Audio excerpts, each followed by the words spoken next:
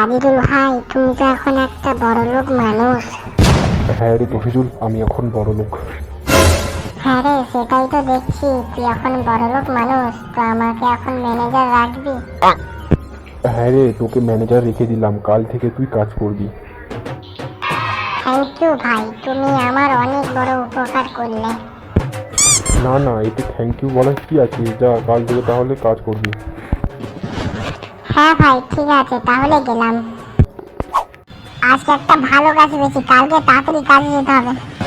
আজকে তাহলে একটু ঘুমিয়ে নি, আজকে লেট হয়ে গেল, তাড়াতাড়ি যাই। সাজিদুল ভাই, আজকে লেট হয়ে গেল বহুত। প্রথম দিনই লেট করে দিলি? আর বলো না ভাই, আজকে ঘুম থেকে উঠতে পারিনি। ও ঠিক আছে, যা তাইলে কাজে লেগে পড়।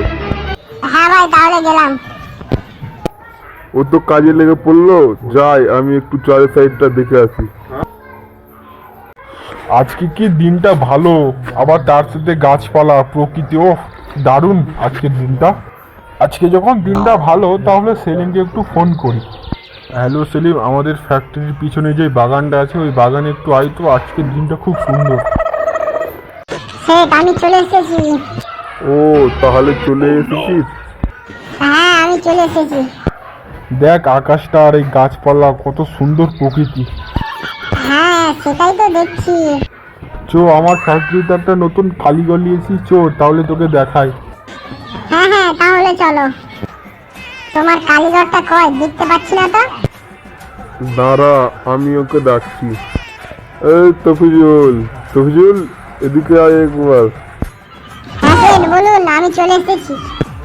তফিজুল, তাহলে তুই চলে এসেছিস? এটা দেখ, এটা আমার পুরনোর একটা বন্ধু, খুব কাছের।